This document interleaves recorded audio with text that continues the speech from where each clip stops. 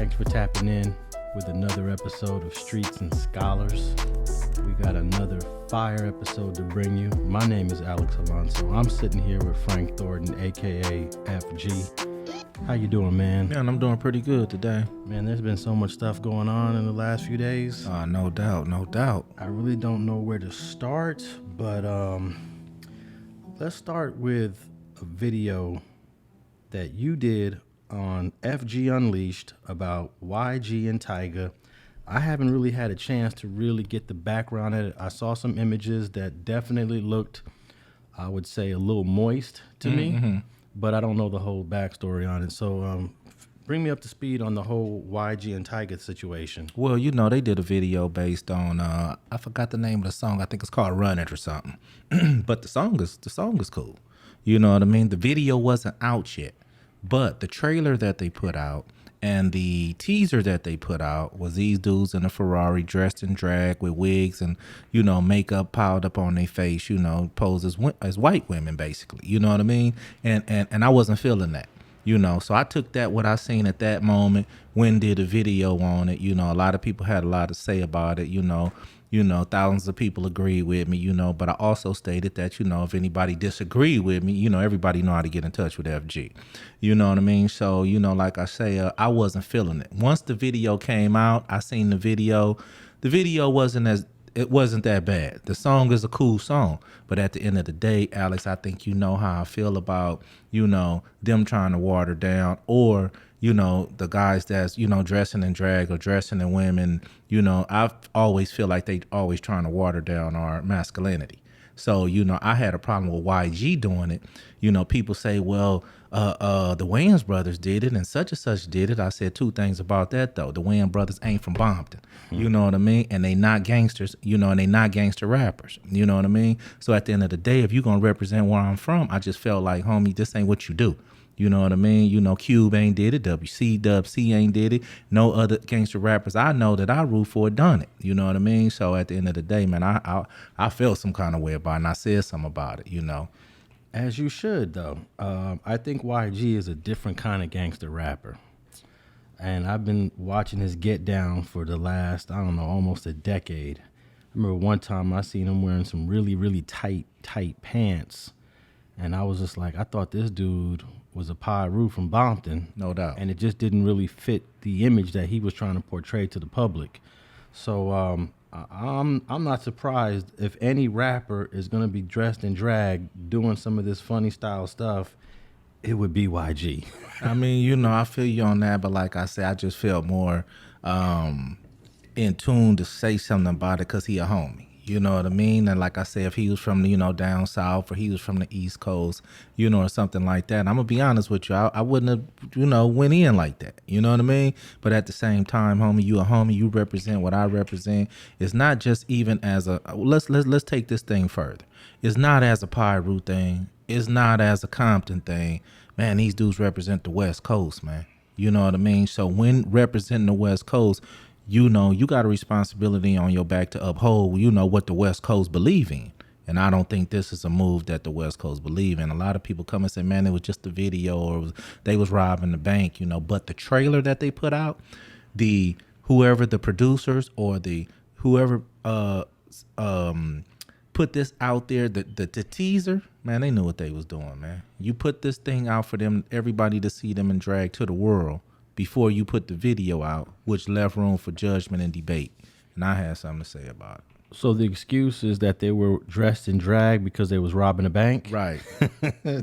That's a funny excuse. But hey, man, a lot of black comedians have been put in a position to dress in drag. And I believe my main man, Dave Chappelle, said there was no way he was ever going to put a dress on. Even though some of our comedic greats have done it, man. I'm not sure if Richard Pryor did it, but we all know Jamie Foxx did it. Martin did it.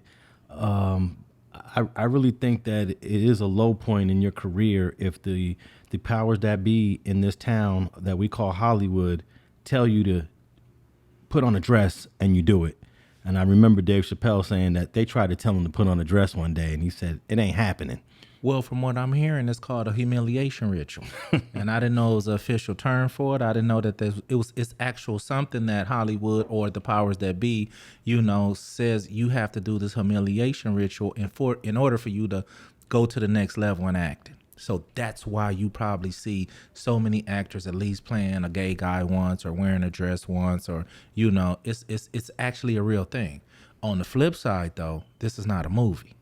This was a music video by a gangster rapper, you know what I mean, that stepped into the arena with Bompton on his head, had the whole world screaming 400, you know what I mean, and throwing up peace signs, you know what I mean? So that's why I felt some kind of way about it. Homie, don't let them water you down. But a lot of people in my comments on my video on FG Unleashed say, hey, man, that's YG, man. You expecting too much from him. But at the same time, I just seen a recent picture of him, you know what I mean, still chunking up peace signs, you know what I mean? So he's still pushing the P, and it's the way you do that.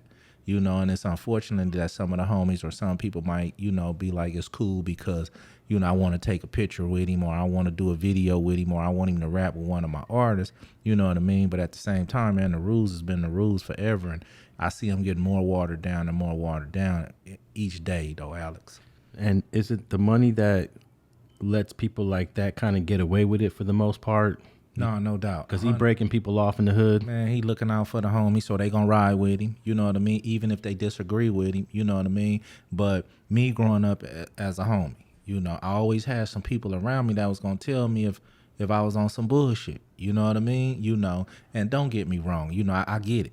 I've had a few dollars before, and back in the day when I was doing the nightclubs, and, people was like, man, you need to rock the Versace, and you need to, do the different brands and do the different, you know what I mean? And I get it. You know what I mean? I went from khakis and chucks to suits and gator boots and, did the whole thing. But we didn't water down our masculinity, and I just believe that, like I said, I'm not pointing no fingers at nobody. I just believe that it's an agenda that's trying to make us more and more acceptable with not being masculine. Like, we're the bad guys for just wanting to be men, hair on your chest, hair on your knuckles, whatever you want to do. I just believe that is they backing us in the corner, and we just being the men we've always been, I think a lot of people that reach a certain level of success and fame, they have a lot of people around them that are too nervous or too reluctant to check them because they're beneath them economically.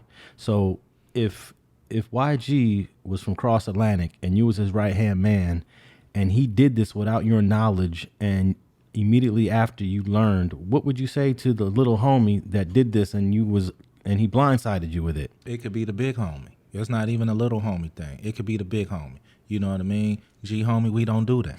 We don't rock. You don't have, you got millions already. Dude, we ain't got to rock like that. You know what I mean? But at the end of the day, I did say, to each his own. Every man is his own man. You know what I mean? Every man is responsible for, how he conduct himself, how these rappers or anybody else conduct themselves in society don't reflect on me. You know what I mean? But at the same time, like I said, I was just a little more disappointed just based on, you come from a gangster perspective in your rhymes. You know what I mean? You got an album called, Still Brazy. That's probably your best album ever. You know what I mean? So that's why I felt the need to, like I tell them, Alex, iron sharpen iron. And I'm not going to stop sharpening. You know what I mean? Some dudes will be mad at some of the shit I say, but at the same time, they'll be like, what, the big homie ain't wrong. You know what I mean? We ain't saying he right, but he ain't wrong for feeling like how he feel. You know what I mean? Hey, if you dig deep into this Crip blood history, and you go way back to the 70s, late 60s, early 70s, and throughout the 70s, and you really dig deep into people's backgrounds, you might be shocked at how much gay and homosexual activity has occurred with people that we've called G's. And I think this is a taboo that we don't talk about when it comes to gang culture. But I would say that in my historical look at the culture going back, 50 years, I was shocked to learn that, this dude went that way. This guy was that way. And I think on a previous episode of Streets and Scholars, you talked about bumping into dudes on the yard in federal prison that kind of went that way. No. So to a certain degree, I think that it might be just a part of humanity that there's always going to be a percentage of people that go that way, regardless if they're civilians, regardless if they're teachers, regardless if they're police officers, and regardless if they're gangsters. You absolutely right. But let me reiterate, I don't think the homie gay. You know what I mean? You know, he could have been playing, having fun, trying to do a play off the movie White Girls with the Wayans brothers, which they took a lot of flack off that people don't know. They took a lot of heat off that movie. Man, I hated that movie. I didn't even watch it all. You know what I mean? But at the same time, you know, I'm just saying, even if you playing, even if you joking, even if you know, you let these people put that out there as a trailer for the world to see first before they even seen the video, you know what I mean? And to give us a perspective, to give us something to talk about, to give, you know, maybe more views, because that's what everything is about, views and making money, and make people go watch the video. But as a man, you know, as a gangster, as a dude who, like I say, come through the door, gangster rap, you know what I mean? You know, come on, man, somebody gonna say something to you about it. Is there any argument that a guy like YG can say to you when he says, look, big homie, these people is paying me 7 figures. You know, I'm breaking off the hood with the music studios, with vehicles, with jewelry. I'm putting a couple of youngsters on, and I got a big check for doing this. You might look down on me for it, but I got some paper for that move that you don't like. You know what? No, that's understandable. You know, that's understandable. Because nowadays, you know, you got people that do a whole lot of shit for some money. You know what I mean? And like I say, maybe that's why I go to work every day and work a 9 to 5. Maybe that's why I'm not rich, because I'm not, you know, because I done been around Hollywood. I done been around a whole lot of different situations. But at the same time, you know, my integrity going to stay intact on my beliefs, you know. And it's my beliefs is this ain't the shit we do, you know. So if he did, hey, more power to you. I hope you continue to success on getting your bread, you know what I mean? But at the same time, you know, certain shit I'm just not going to do for some change. That's just what it is. You just made me think about the movie A Bronx Tale, when Robert De Niro, the father, was trying to tell his son that the working man, he was a bus driver in the movie. Remember that. And he was trying to say, man, the working man is the one that should be respected, because the son was all into the gangsters hanging out on the corner making that money. And yeah, sometimes you know, you got to stand on something and have a little bit of integrity. It ain't always about money. It ain't always about money, but I'm sure that's the main motivating reason why we see people allowing the industry to emasculate them. Well, you know, on this situation, I don't know, because it was just a music video, you know, and I'm pretty sure, you know, you in charge of dictating, you know, how your music video go. You know, like I said, I was around when Death Row was going on. I've been in music videos, you know what I mean? And so at the end of the day, you know, yeah, you have some say so, you know, and you know, what you choose to do because somebody say, listen, this is what's going to bring the bread, you know, if that's the route you go, that's the route you go, but you're going to have people say shit about it, and I'm one of them. Well, we talking about them, and I think that's exactly that's ultimately what's the beginning part of bringing attention to his album, to his record, to his videos, to his streams, to his websites. Is the more people that is talking about him, whether it's good or bad, that's better. That's good for him. That's good for him. Yeah. Well, let's move on to this other topic, man. This week, America's favorite homicide defendant, Eric Holder, he got smashed on. Yeah. And, you know, people have been leaving comments on my channel for the last 3 years basically saying, how come nobody has touched him yet? How come ain't nobody got with him? And I'm thinking, well, he's in the yellow tops, blue bottoms, 5150. They probably don't really get down like that. But then I thought about not everybody that's wearing that yellow top is really wearing the yellow top because they need to wear the yellow top. Right. They in there because they trying to work the system. Work the system, yeah. So apparently he was in a holding tank in the LA County Jail with 13 other people. And while in that holding tank, I believe 2 or 3 guys simultaneously attacked him. They punched him. They hit him in his face. They hit him on the left side of his face. They busted maybe a blood vessel in his eye because the white part of his eye was all red. And they even cut him with some sort of slicing device. It may have been a razor blade or anything else that you can make sharp that caused him to get 3 staples put on that injury. And it's the first time that we've ever heard that Eric Holder got attacked in these last 3 years in the LA County Jail. I'm surprised it took this long.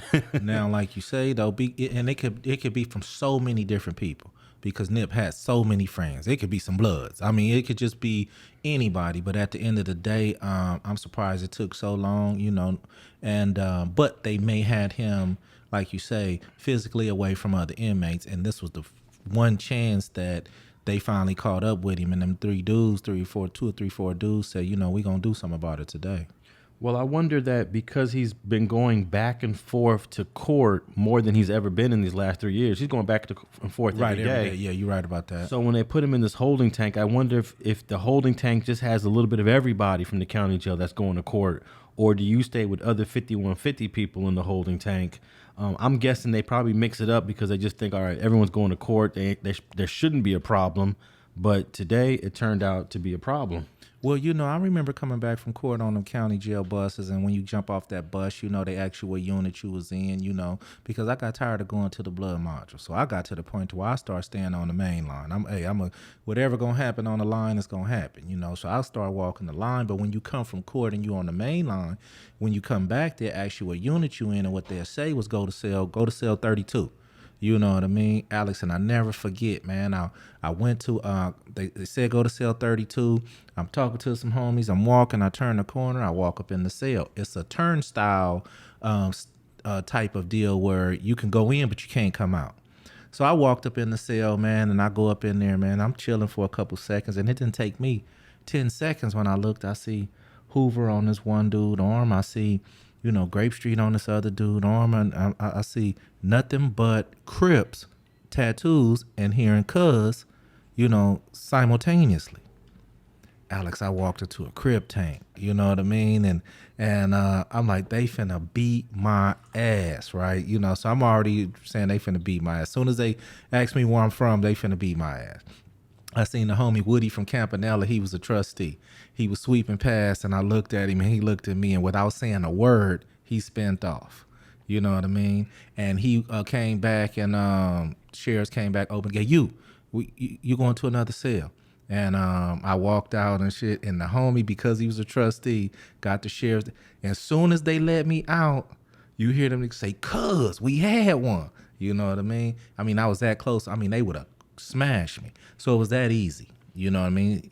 Somebody could have walked in a cell where he was at. You know, he could have walked in a cell where they were at, you know, because a lot of people going to jail now are saying they don't gangbang because they don't want this on their record when they go into court fighting their case. But really, they Crips, they Bloods, they real killers, you know.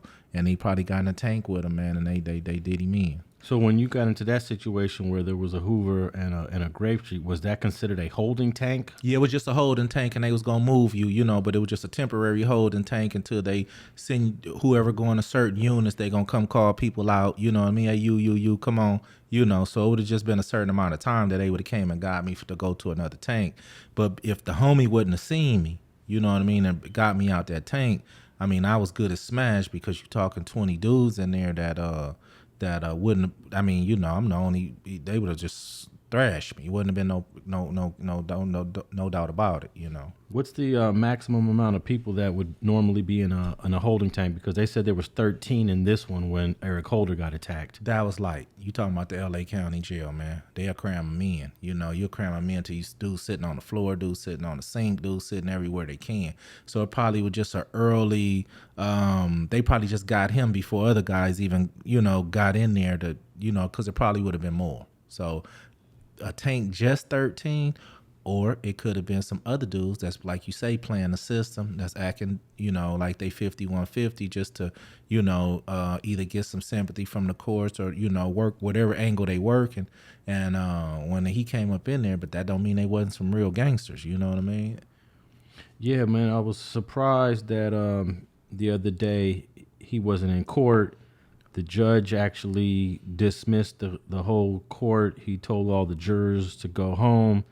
He didn't even say anything that happened to Eric Holder. He had just said that due to unforeseen circumstances out of our control, I'm going to have to recess court today. And then later, after snooping around, I was able to get the information from the attorney that he was attacked.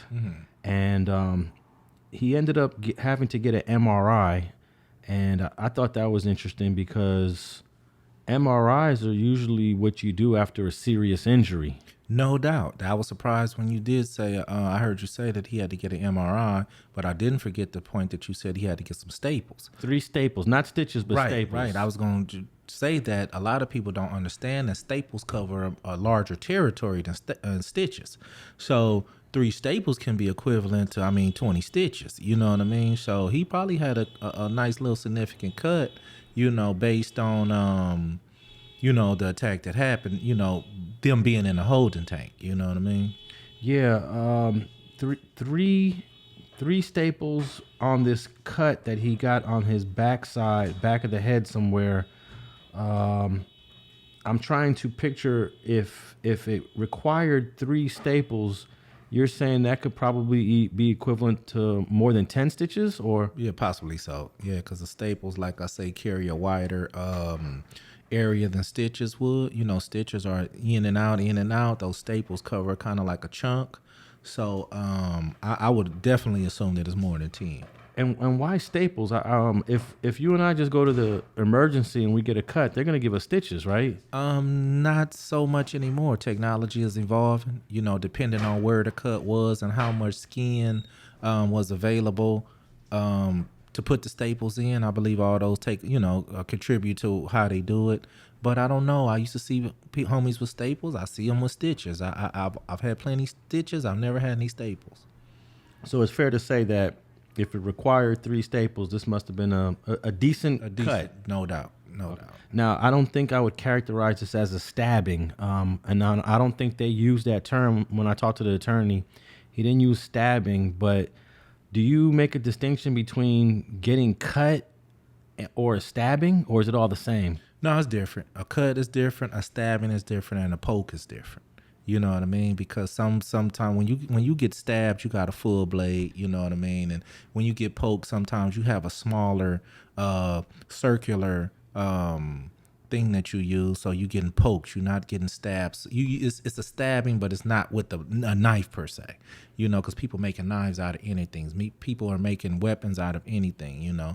So the poker, the stabbing, and the cut is going to be separate things. Now, I think a lot of people are happy. I find this interesting. A lot of people are happy that Eric Holder got attacked because I guess everyone loved Nipsey so much. Right. But Eric Holder is in the county jail on trial for a homicide, and we have homicides like 300 a year here. And I guess Nipsey Hussle's different. He's famous. He was a rapper. He was successful. He was a multimillionaire. But when I'm in these court cases, I try to treat all human beings as equal. And I want to look at the victims and the suspects as equal. But it's difficult to do that in this case because it's Nipsey Hussle. Yeah, but that's the problem. You know what I mean? To be honest with you, we all take a side immediately. And because it's some unfortunately, it's some killers in there that we rooting for to make it home. You know what I mean? So you instantly take a side. Everybody's taking Nip's side on this. You know what I mean? But to be honest with you, Alex, I don't think people is taking into consideration that if they call this man a snitch, this dude did what he's supposed to do. This dude did what I would do. To be honest with you, because somebody called me a rat and I'm not one. You know what I mean? We gonna have to go the distance. That's just really what it is. So you can look at it 2 different ways. And like I said, I'm a Nip fan too. But at the same time, I got to look at the gangsterism on what really happened, So at the end of the day, I know people don't want to hear that. They want to see Eric Holder get smashed. They want to see, he want to get a life sentence. They want to see all that. But in actuality, you know what I mean? Nip was a gangster too. And this is the shit that go on day in, day out in the hood. Yeah, and I guess we would call that whatever was going on in the parking lot. They was politicking. No doubt. Exactly what it was. And interestingly, in 3 years since this has happened, no one has been able to produce any paperwork on Eric Holder, a.k.a. Shitty, for any telling, snitching, informing that he may have done in the past. I'm not saying he not one. I'm just saying that, hey, you would think that this is Nipsey. Where is the paperwork? This magnitude of case, the paperwork should have been on the street 3 years ago. You know what I mean? You know, and at the end of the day, man, I'm still been waiting. Like, dude, I'm trying my hardest to say, you know, dude, file is all outdoors for doing this to Nip, but at the same time, I never even got seen no paperwork or never heard the 6 O's come out and say, you know, no, dude was really a rat. Dude really was filed. You know, now apparently, if some allegations was talked about and discussed, it must be something somewhere. I don't think it's just a ghost, you know, perspective on they was talking about him snitching and it just was some ghost shit. I believe, you know, in order for you to get your paperwork straight, that means it's some paperwork that has to be not straight. You know what I mean? So at the end of the day, where's that paperwork? You know? Well, it hasn't come up, but in this case, I've been listening to this trial very closely, and they're trying to make a distinction between calling someone a rat, or actually a snitch. The word snitch is being used. Calling someone a snitch, or saying, hey, there's paperwork on you, which sounds a little bit more sanitized than saying, hey, you're a snitch.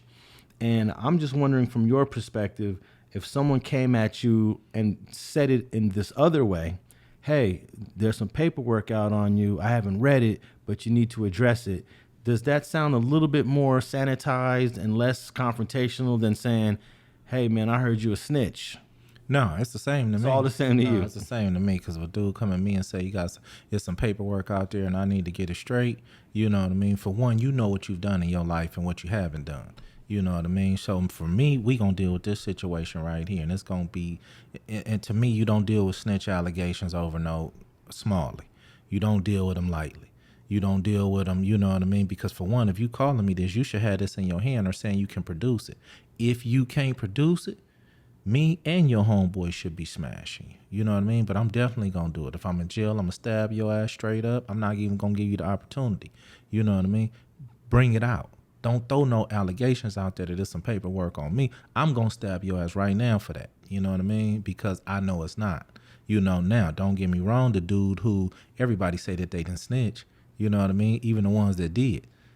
They're banking on the possibility that you can't get that paperwork. You know what I mean? So I get that. So they going to be like, well, when you get the paperwork, we'll get the paperwork. I'm not going to give you no opportunity to that. You call me a snitch and I'm not one, we going to handle this right here, right there. Now, in this trial, the allegation is that Nipsey said to him, take care of this paperwork. I personally haven't read it, but I heard that it's floating around. It sounds like a very softball accusation, and if it's that limited, I feel like why even waste your time and say it? Well, that's the whole thing about it. You know what I mean? You know, Nip could have overstepped his boundaries because he hadn't really read it. You know what I mean? But don't get me wrong. If I hear somebody's a rat, you know what I mean? No, I'll address it. You know what I mean? Listen, homie, there's too many people going around and say you got some bad paperwork. You know what I mean? You know, because they hadn't seen each other in a while. So that's something that could be said, you know, just in regular casual conversation. Look, homie, we feel you good seeing you again, but I heard of some paperwork running around on you. I might have asked him, is that true though? You know what I mean? I don't think that was the conversation. I'm at least going to be like, hey, is there any truth to this paperwork, homie, I'm hearing that's going around on you? Give dude the opportunity to lie to me. You know what I mean? Because I seen him now. He said he lied to me. Now let me go find the paperwork and let me judge for myself if this what it really is.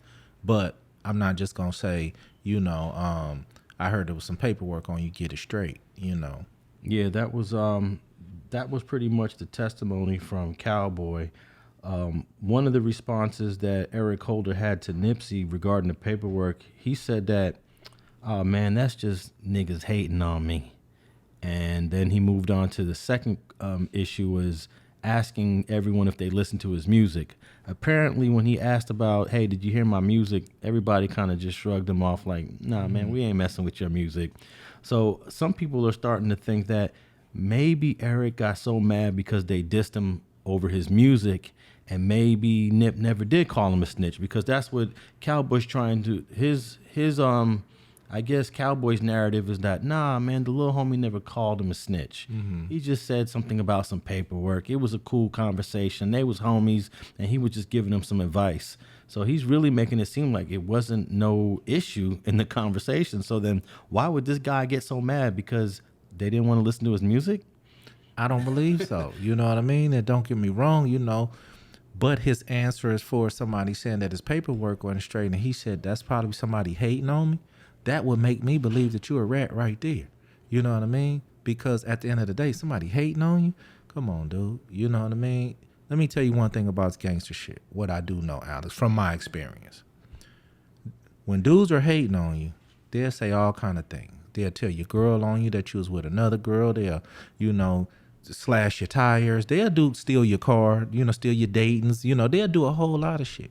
But one thing they usually don't do is call you a rat or a homosexual. The only time these allegations, you hear these two allegations about somebody, that they're a rat or they're a homosexual, is there some truth to it somewhere? Now, you don't think this younger generation will go there like that, even if it's not true? Because you're talking from the perspective of a different generation. You know what? I am. Because now these dudes call each other bitches and they be joking. We didn't do that. Yeah. You can't call me no bitch, homie, on no play shit. You know what I mean? So they do that. You know, you bitch ass nigga. You know, they do that nowadays. You know what I mean? And they will call a dude, you know, so you got a point. But the generation that I come up in, you know, Eric Holder and Nipsey, what, they 30, what? There's a 4-year age difference between them. Nipsey was 33 when he was killed, and that would have put Eric Holder at 29. Okay. He was still kind of young, but I just don't think nobody calls you a rat hating on you. I don't in no generation. I think we'll take the homosexual out of it. We going to go back to the rat. The rat, I don't think nobody in no generation gonna call a dude a rat unless it's some kind of, you know, speculation that he just might be. So you're saying that you don't believe that somebody would falsely accuse someone as being a rat? It's highly possible. It's possible, but for dudes that really know the game, dudes who really did some time, dudes that really been behind them walls, dudes that really walked them yards, know that you don't play like that, homie. You lose your life playing with somebody over that like that. So no, I don't think this is just a situation. Now, don't get me wrong. A lot of rumors get out a lot of ways. You know what I mean? Somebody could be chopping it up and be like, damn, how dude only got 3 years? He must have told. The next person lead that conversation and say, yeah, the homie said he told. Yeah. Don't get me wrong. Rumors can float and shit. But let me tell you something, man. It's just rare. I don't hear about a lot of homies calling dudes snitches, and it's not some kind of truth to it, because that's a hell of an allegation to put on. That's a heavy jacket to put on somebody, Alex. Well, maybe at some point some paperwork will be produced that Eric Holder did tell, but I'm just surprised that in 3 years, nothing solid has come out. Not even something that, like some paperwork that says confidential informant, and they're saying that this is Eric, even if it ain't his name in it. Nothing pointing to him as telling on any case. And then check this out. Last week, one of the paralegals testified for the prosecution, and they pulled up Eric Holder's rap sheet. Mm-hmm. They said this is his rap sheet, and his rap sheet has one arrest. He was 29 when he got arrested for killing Nip. He has an arrest when he was 23 years old for possession of a gun and possession of illegal drugs. Mm. He took a deal on that. They dropped the drug. He took the deal on the gun. He got probation. And that's it. He has no juvenile record. He's never been to prison. He took probation on this case. And I'm like, for a guy that was this quick to pull the trigger on a brother, that's kind of like you're a gunner, but you ain't got no history with the police. So that kind of raised a red flag for me that you've only been to jail one time and you got probation. That don't raise the eyebrow for me, Alex. You know, some dudes out here, man, that's some cold killers, man, that, you know, only thing they done got on their record is speeding tickets. You know what I mean? Some dudes really got away. You know, some dudes did some shit for the first time. My first drug case ever in my life, I got 10 years for. Mm-hmm. Never had a drug case ever, you know. And that's sometimes how the cookie crumbles, you know. I know some real riders out here, man, that don't have no tattoos. You know, when they go to jail, they say they don't bang. You know what I mean? And they, you know, of course, when they get to the yard or whatever, if they come there, they gon', you know, hook up with the homie, no doubt. but dudes are fighting their cases, they running their angles, they trying everything they can, and it very is possible. But you could tell that wasn't his first time shooting nobody. I mean, just in my opinion, I'm gonna go with my opinion. Yeah, definitely. From the looks of it, it just didn't feel like that. That wasn't his first rodeo. Yeah.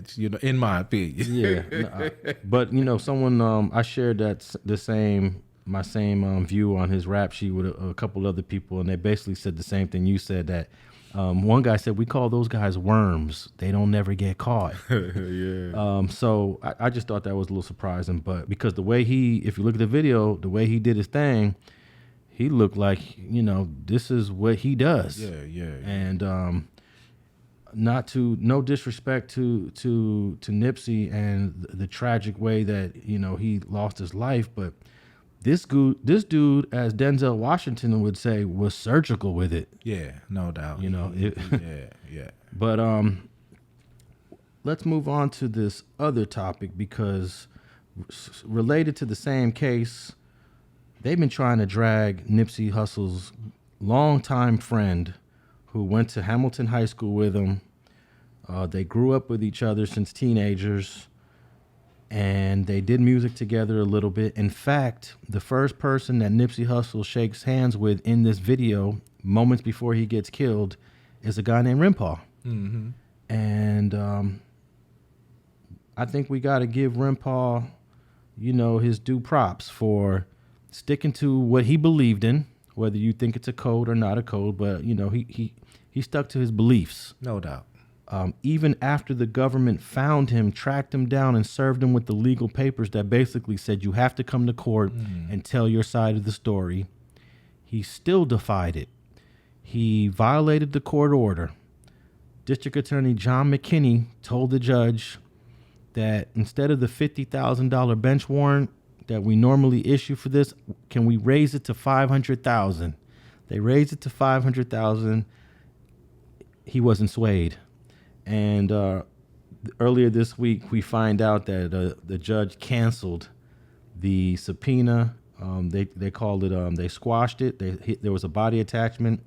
So as of now, Rimpaw doesn't have to worry about coming to court and telling his side of the story, man. What's your whole take on that? My whole take on that is for, these street dudes that's out here wondering what you supposed to do, because you got to realize you in a generation that's trying to figure out how you supposed to conduct yourself as a G. You know what I mean? Rimpaw showed that, full form, high power case, very high profile case. He showed it, bro, on how you supposed to conduct yourself in these situations. Now, don't get me wrong. I know a lot of people don't want to get the search warrant. They don't want to go to jail. They don't want to, but at the same time, he stuck to his guns, and look how it worked out for him, Yeah, because the whole system of subpoenas, bench warrants, body attachments, I believe they're all designed to intimidate whoever they're trying to get and to make you just succumb to whatever they want. And for whatever reason, he wasn't swayed at all. No, no doubt. Like I say, he stick to his guns. He stood by how it's supposed to get done. Everybody is not going to handle it like that, because we all know that once you get served a subpoena, you have to show up in court.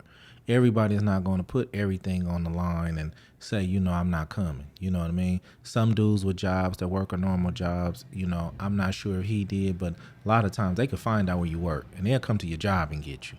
You know what I mean? So maybe he was in a position where he was able to elude them, further, but he didn't know what his circumstances was going to be. All he knew is once they called him, they was going to drag him in that courtroom, and they was going to be persistent about getting that testimony up out of him, whatever it was, So I commend the dude. Don't know him, never met him, but I commend him on sticking to his guns, man, and showing people that sometimes, man, if you just hold your guns, should have worked out for you. Now, there's another way to handle this situation. I think Kerry Latham kind of did it this way, although he did testify in the grand jury, but let's just pretend that that grand jury testimony doesn't exist. The way Kerry Latham, he was subpoenaed, he came to court, but his answers were, I don't know, I don't remember, I didn't see, no, I don't know. So that's another way to handle it. What do you think's the best way to deal with the government when they serve you a subpoena? Should you just go there and just basically say, I don't remember, I don't recall? Or should you just try to, go on the run? Well, the thing about it, I don't suggest to run for everybody. You don't know what people going on in their lives. You know, they may have to take their mom to dialysis every day. They may have to, be there for their sister to watch their nephew. I mean, you don't know everybody's situation. You know what I mean? So everybody can't do the same thing. But at the end of the day, if you're a gangster, if you out in these streets, if you know the rules and regulations, man, and you done took the oath for the gang, you know what it is. You don't get up on the stand and say shit, even if you do get up on the stand. Now with Kerry Latham, he should have said the same I don't knows and all that to the grand jury, as he got up on the stand and said, you know what I mean? So for a dude to get up there, and like you said it without the grand jury, but for a dude to get up there and say, man, I don't know, I can't remember and do exactly all that. Hey, you went up there, you had to get up there, so you went up there and did the best thing that you could do is, deny all plausibility on what you know and, feel about this case.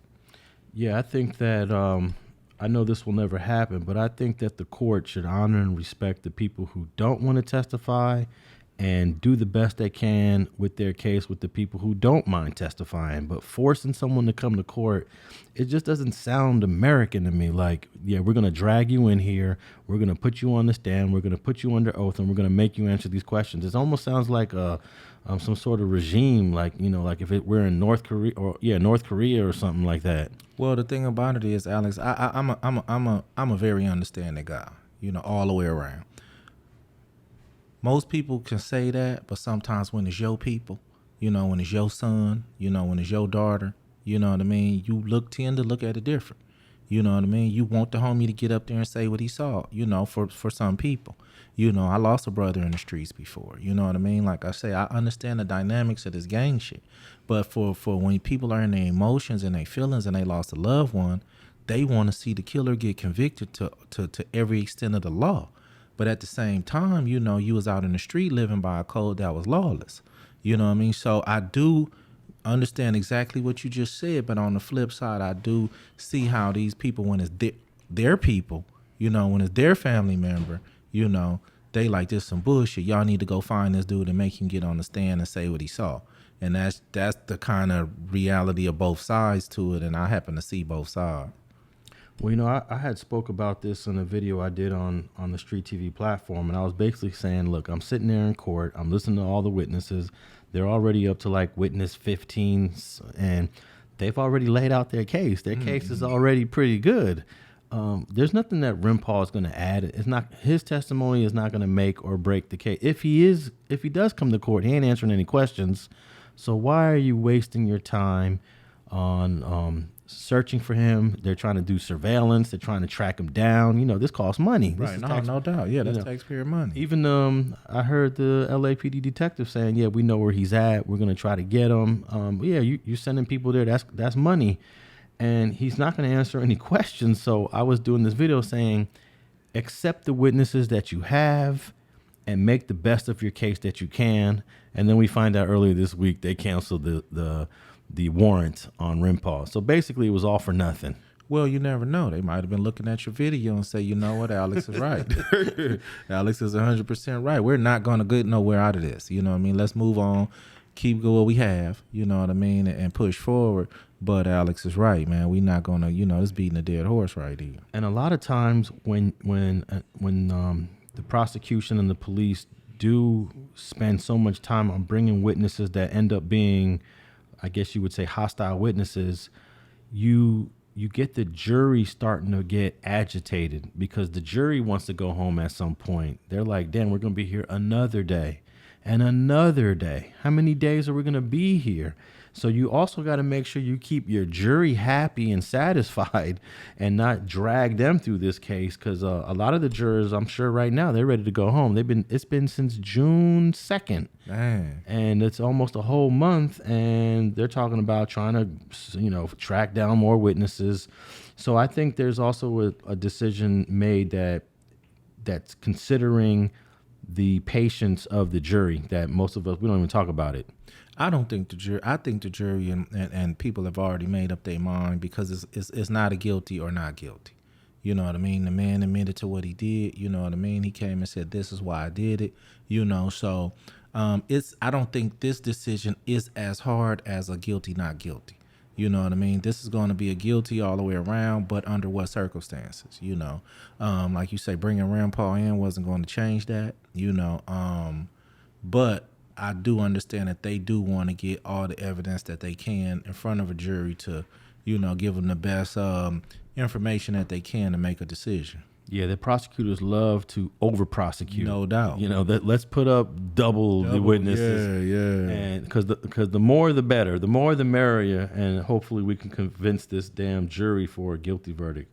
But yeah, man, this case is going to be in the jury's hand any minute now, and a verdict should come out probably next week, man, and we'll find out Mr. Holder's fate.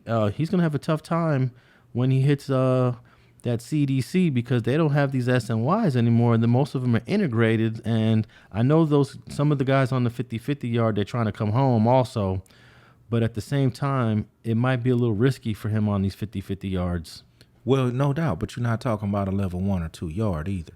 You know what I mean? This dude going straight to the 4 yard. You know, he'll walk in there with you, unless he gets manslaughter or something like that. Then he probably can bump down to a 3 or a 2. But you know, if he get that murder 1 or 2, he's going straight to a 4 yard.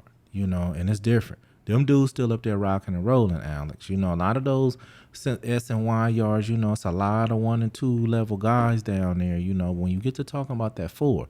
These are a lot of dudes who have a lot of life sentences and a lot of long sentences. So they still there, you know. So I know what they would try to do is try to send him to a facility where, man, you never know where to kill. You know, you be somewhere.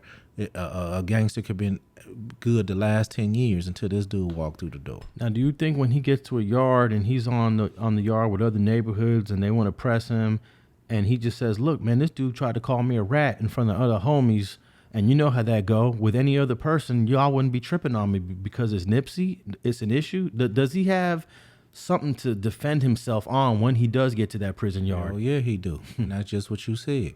Homie, y'all produce any kind of paperwork, homie, I beat my own ass. I stab my own self in the neck if you bring some paperwork, homie. He get us some dudes like that, and I said, it'd be some real motherfuckers that'll say, you know what, homie, do right. You know what I mean? I stab myself. You go get some paperwork on me, homie. You ain't gonna just call me that, and it's cool. And dude, you're gonna be surprised at how many people be like, shit, he did the same thing I would have did. That's the point that I make. It's some dudes that you know, especially if he goes to a 4 yard. No, I mean, yeah, no doubt. It's definitely some dudes that say, man, I would have did the same thing. You know. I hope one day we figure out why he was attacked in this holding tank in the county. I'm just curious, like, was it his homies? Was it the opposition? Right. Was it even? Does it even have anything to do with Nipsey Hussle? Right. Didn't have nothing to do with none of that. Yeah. We don't even know. I guess it's fair to speculate that it may be some Nipsey Hussle fans that were locked up, but we have no idea. And perhaps one day we'll figure it out. And man, let's get to this one more topic, man. We got to talk about this fight, man. That there was so much hype behind this fight. We actually had both these guys on the Streets and Scholars show a few weeks back. Your boy Bosko from Queen Street and Nina Boy from East Coast, man. Yeah, we talked to both of them. Yeah, and the fight probably was lackluster. But before we talk about it, I want to play a quick little video from my man Nino Cappuccino, aka BJ from Bounty Hunter. This is what he had to say. This is what he had to say about that fight. Give me a second here. Let me. Queens across the globe is 6. All right. Let me make sure. Let me make sure I got the right one here. All right, here we go. This is BJ, aka Nino Cappuccino. Hey, look here, TV land. I told y'all, man. I told y'all my prediction about this old raggedy ass bullshit fake fight, right? How these two niggas been on the internet woofing for the last 2 months like they got knockouts. Nina Boo and Big Nose Boskoe, can't none of you suckers fight. I told you niggas ain't for the streets like you on this internet claiming you is, nigga. You niggas ain't been on the block and in your hoods fighting all your life, niggas. You niggas ain't even never had no fight with your peers, nigga. Nina Boy, duck your head on a real nigga like that in the ring. Nigga go knock your forehead in place, nigga. Ugly head ass nigga. Bosko, you big nose, scary ass nigga, all that shit you be talking on the internet, man. Please let me get the rematch. Let me fight both of them niggas, TV Land. Let me get in the ring with both of these niggas, side by side, so they can tag each other like we're in a wrestling match. While I box both of these niggas out. I'll fuck both of them niggas up all my life. If I don't beat Nina Boy up and Bosko up, take me off the internet altogether, man. I'll retire altogether. All right, man. He goes on and on, but you know what? I believe BJ. I believe BJ because I know people he done personally have fights with. Yeah. I believe BJ everything he says, man. He's passionate about it. Sometimes he tells crazy stories, but I believe him on this one, man. What's your whole take on this fight, man?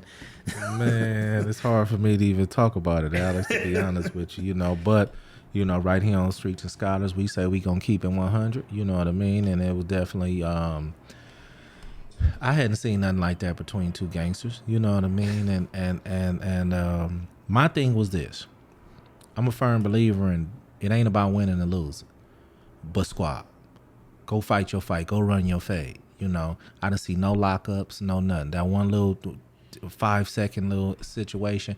The rings were the rounds were so short that they should have been locking up at every. As soon as the bell rang, they should have been locking up.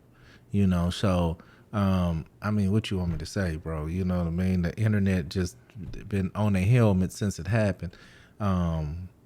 But it definitely was a disappointment, to be honest with you. Is it possibly because they're fighting in such a structured environment inside a ring with gloves on that perhaps takes something away from the way they would instinctively fight if it was a street fight, or it doesn't matter? I mean, no, it don't matter. Because per se, you got the gloves on, just mean you may can knock somebody out with your bare fist that you can't knock them out with the gloves. Okay, I might get that point. But we talking about just the point to where it was a round that went by that it was no physical contact a whole round, And for them to pump the fight up like that, I was looking forward to it for all these months. That was just unacceptable. You let the fans down, y'all let the homies down, It just was unacceptable that y'all didn't lock up on every phase. Now, Nina Boy said that he didn't get paid, then you shouldn't have gotten the ring. But once you stepped in that ring and you agreed to fight, you supposed to win and fought, and you got the whole world looking. If anybody would have went in there and ran up on the other dude, threw all the punches he had and all the punches he could and got knocked on his ass, I believe he would have more respect at this time than what they have right now. Well, Nina Boy was right here on Streets and Scholars talking about he was going to bust his snot box. No doubt, no doubt. And it don't look like his snot box got busted up at all. No, but Bosko was talking shit too. You know what I mean? And Bosko didn't run up in there and throw them punches or put them things on him either. You know what I mean? So at the end of the day, what it did do is make it kind of messed up for the next dudes who want to box, you know what I mean? Because people are going to be like, oh, somebody's going to have to come in and really get down for them to bring the. But let me go back and say that I do, want to give them dudes a shout out for at least getting in the ring, with the gloves. What is it? The gloves up, guns down. Perspective. I can't respect that part of it. But at the same time, when you go in that ring, man, you got to fight, man. And a lot of people complained about the way Bosko fought Gonzo, rest in peace, last time. And I feel like it's going to be tough for people, for Bosko to be a draw in the future because he had 2 opportunities to squabble up, and I can't really explain it. I can't explain the lack of activity, the lack of movement, the lack of throwing jabs, punches. I don't get it. No doubt. And it's like I said, so much that I just can't say because it just wasn't there to say. Everybody's seen it. You know what I mean? And at the end of the day, like I say, even if people couldn't fight, they supposed to went in there and locked up and got down and actually got their squabble on. You know what I mean? To the referee had to damn near break them up when the bell came. Because, Alex, let's be clear. When you fighting somebody, I don't care who it is. Damn near I don't care if it's almost a sibling, a big brother. When you get the locking up, you get the locking up. And it's going to take your mama, your daddy, your uncle. Somebody got to come pull somebody off somebody. this was none of this, and the referee didn't even need to be there. Yeah. You know what I mean? You know, he didn't even need to be there. So that's my point. It ain't about how good or who can fight or, you know, who can, you know, who didn't have didn't have the talent. You know what I mean? It's the heart that I done see these dudes driving there, start swinging, punching immediately. Soon as the bell ring, it was only a minute. Let me take off. Let me take flight. You know, and even if you lost, I could have, you know, been like, well, they got down. We could at least said, no, they got down, no. You know. Yeah, very, very disappointing performance on both sides, and I don't think I would want to watch a fight with them in it again because I already know what they bring. Well, I don't think it'll be one. You know what I mean? Because less is free, you know, or just some YouTube channel or some Instagram type stuff, but you know, they definitely didn't do themselves any justice, you know, by all the shit that they was talking. Well, I was hoping that this fight would be able to spawn and inspire other fights between people that are beefing to kind of get the ball rolling, because I think it's a good business. I think the structure of the fight and the way they set it up, although it didn't have a whole lot of people there, but I think that there's a future there to promote and build more fights. But because there was such a lack of performance, I think it's going to be tough to sell the next fight to the public. I think the total opposite.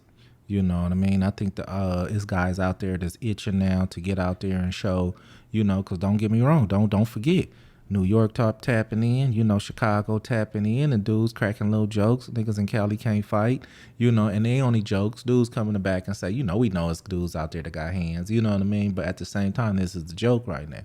Niggas in Cali can't fight, you know what I mean? So at the same time, I'm sure it's some other dudes that's, let me get up in there. Let me represent her. Now it's let me represent Cali. BJ. You know, let me BJ, where BJ, where you at, OG? You know, if you want, you know what I mean? You know, BJ want to get up in there with them, but BJ want to fight both of them. Man, and my point is, you know, somebody has to go show it, homie, that this ain't what we representing on this side. And it wasn't about the talent. I want to go back and reiterate that.